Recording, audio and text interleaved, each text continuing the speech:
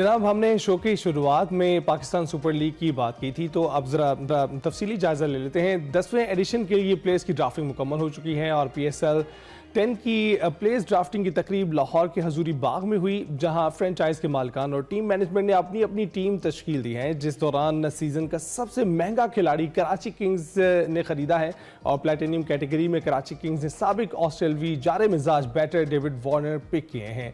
Karachi Kings ने David Warner को $3 लाख यानी कि 8 करोड़ 36 लाख रुपए के मुआवजे के साथ अपनी टीम में शामिल किया है।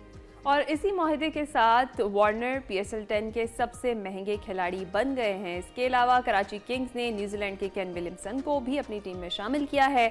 लाहौर कलंदर्स ने star Kiwi batter Daryl Mitchell, Sri Lanka के बैटर कुशाल परेरा को पिक किया है। स्पिनर आसिफ आफरीदी भी कलंदर्स में शामिल हो गए हैं और इसके साथ साथ पेशावर जल्मी ने English cricketer Tom Kohler, Cadmore और जनूबी अफ्रीका के कॉर्बन बोश का इंतखाब किया है। कोयटा ग्लैडिएटर्स की बात करें तो उन्होंने kiwi star batters mark Chapman और फेन एलन का इंतखाब किया है और ऑलराउंडर फहीम अशरफ भी कोयटा ग्लैडिएटर्स का हिस्सा बन गए हैं। मुल्तान सुल्तान्स ने वेस्ट इंडीज के बैटर जॉनसन चार्ल्स और शाय होप को पिक किया है और क्रिकेटर यासिर खान भी मुल्तान सुल्तान्स का हिस्सा बन गए। इसके साथ ही इस्लामाबाद यूनाइटेड की बात करेंगे। वेस्ट इंडीज के ऑलराउंडर जेसन होल्डर और ऑस्ट्रेलवी बैटर मैथ्यू शॉर्ट का इंतखाब किया गया है।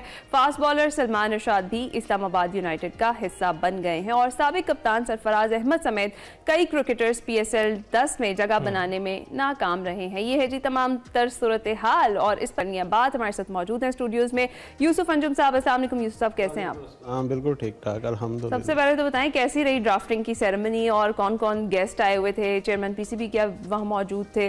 जरा अहवाल तो बताएं। हिना 2016 में PSL का आगाज़ हुआ था दुबई से, हमने मुकाबले वहाँ पे देखे। उसके बाद अब 2025 आ गया, 10वां उसका एडिशन है।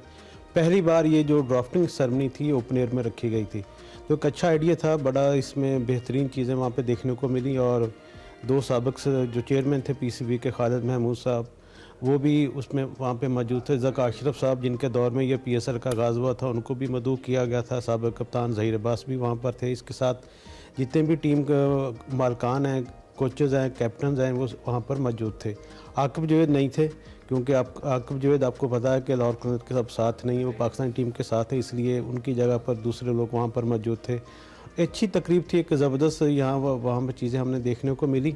इसमें थोड़ी सी मैं आपको ये भी एडिशन करता चलूँ कि 2016 में जब ये तमाम इसके जो कॉन्ट्रैक्ट्स हुए थे टीमों को सेल आउट किया गया था, तो उसमें था कि 10 साल तक आप ना इसको बेच सकेंगे और ना इस 6 टीमों में कोई इजाफा होगा। अक्सर हम सुनते थे कि 7वीं टीमों को शामिल किया जाए, कश्मीर टीम के नाम से भी बनाया जाए, लेकिन वो मुमकिन नहीं था। अब चूंकि ये आखिरी ड्राफ्ट था, इसलिए मालकान ने भी थोड़ा कंजूसी से काम लिया। बड़े नामों को उन्होंने ज़ाहरा नहीं पिक किया क्योंकि आखिरी एडिशन है, कौन चाहता है कि मैं ज़्यादा पैसे खर्च करूँ। तो इसलिए अब 2010 के बाद जो एडिशन है, ये 2010वां एडिशन के बाद जब अगला एडिशन होगा 2026 में, तो उससे पहले जितनी भी टीमें हैं इनको दोबारा रीसेल किया जाएगा। वो आप भी ले सकती हैं, अली भी ले सकता है। इतने पास ज़ाहरा पैसे तो अब अली के पास होंगे, तो वो टीम ले सकता है। तो ये एक चांस होगा उन लोगों के लिए जो पहले PSL में दिलचस्पी रखते हैं, टीम नहीं ले पाए, वो अक्सर ख्वाहिश भी करते रहे में टीमों का हिस्सा बनाया जाए और इसमें अब इजाफा भी हो सकता है।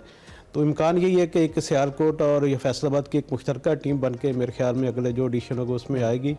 तो बहुत से इसमें नाम कई ऐसे थे जो बड़े नाम जो मिस हुए, जिनको पिक नहीं किया गया। सरफराज अहमद के बारे में अक्सर वो हम कहते हैं वो धोखा नहीं देगा, लेकिन उसको कोयटा वालों ने इस बार धोखा दे दिया।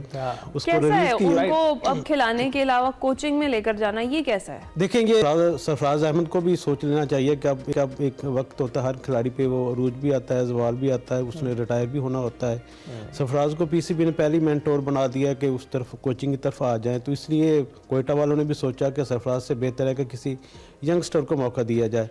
लेकिन कोयटा वालों की ये अच्छाई हम कह सकते हैं कि उन्होंने सरफराज को हमेशा के लिए छोड़ा नहीं, उसको कप्तान कोच बना दिया ताकि वो टीम के साथ रहें, उनका तजर्बा टीम के काम आए। तो मेरे ख्याल में अच्छी चीज़ है। सरफराज को भी अब थोड़ा कोचिंग की तरफ आना चाहिए। वो बहुत उनका तजर्बा है कीपिंग के हवाले से, बैटिंग के हवाले से भी, कप्तानी के हवाले से भी। तो पाकिस्तान टीम के लिए उनकी खिदमत यकीनी तौर पर ली जाएंगी फ्यूचर के लिए। तो यूसुफ भाई, आपके ख्याल से सबसे अच्छी जो प्लेयर सिलेक्शन है वो किस टीम ने की है?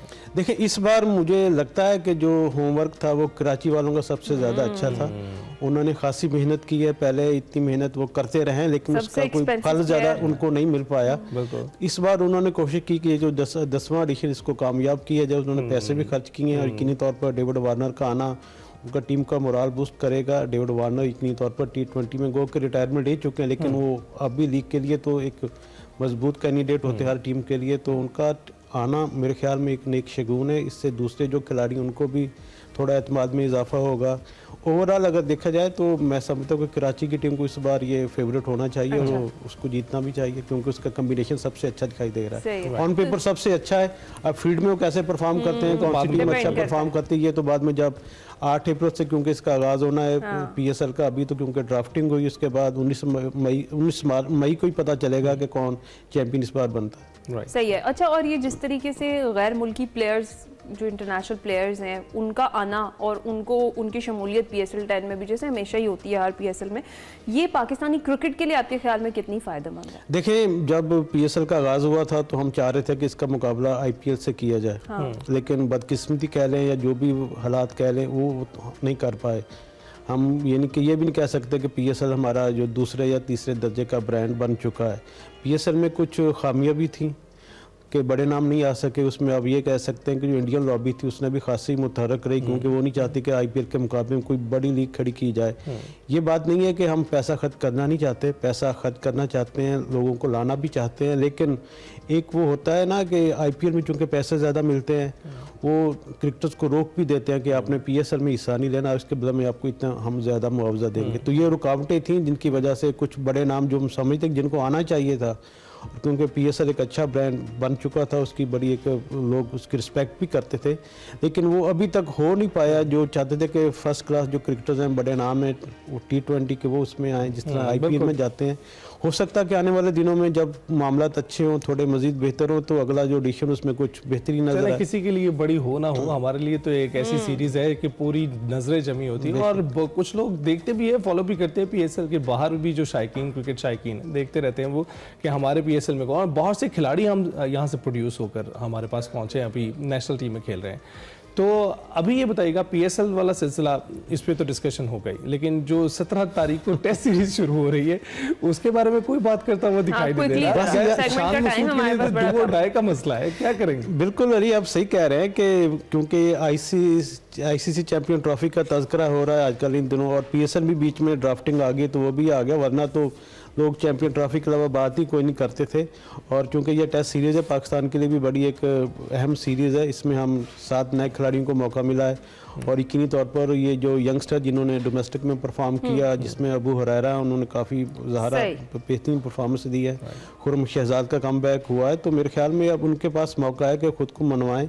और जिस तरह बाबर आजम की फॉर्म लगी हुई है तो उम्मीद की जा सकती है कि 17 और 25 जनवरी को जो टेस्ट मैचेस होंगे उसमें पाकिस्तान की टीम इंशाल्लाह कामयाबी का आगाज करेगी। बिल्कुल ठीक, और इंशाल्लाह PSL भी कामयाबी से जो है तकमील को पहुंचेगा। 10वां एडिशन हम देख रहे हैं कि भरपूर तैयारियां जारी हैं और ना सिर्फ PSL बल्कि जो टेस्ट सीरीज़ है हमारी और उसके साथ साथ चैंपियंस ट्रॉफी, तीनों क्रिकेट शायकीन के लिए पाकिस्तान में होने वाले हैं। देखेंगे ज़रूर कि क्या होने वाला है।